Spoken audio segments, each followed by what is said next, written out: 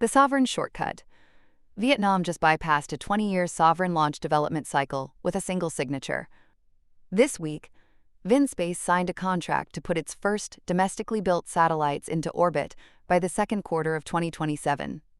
They aren't building a rocket, and they aren't leasing a dedicated launch vehicle. Instead, they are buying fractional payload space on SpaceX's Transporter architecture. And this fractional model directly alters the structural payload constraints. The Rideshare Constraint.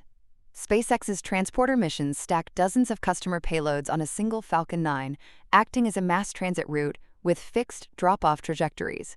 For a new space player like VinSpace, this eliminates the primary booster capital expenditure, but it imposes rigid mechanical realities.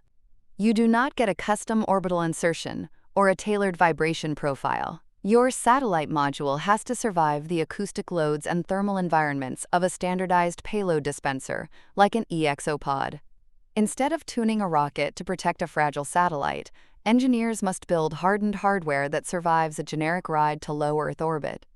This constraint flips the entire focus of their engineering pipeline. Bootstrapping the pipeline. Historically, developing nations spent decades attempting to build small-lift rockets before ever testing functional orbital hardware. VinSpace, backed by the Vingroup conglomerate, is executing the exact opposite strategy.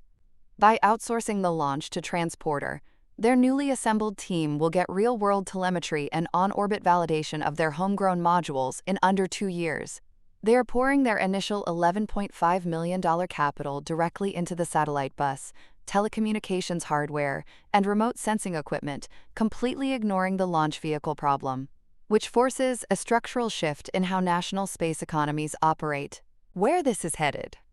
The commoditization of launch hardware through the Transporter architecture means the engineering moat around low Earth orbit is effectively gone. By trading custom orbital insertion for the rigid mechanical constraints of a standardized payload dispenser, programs like VinSpace fundamentally invert the aerospace capital model.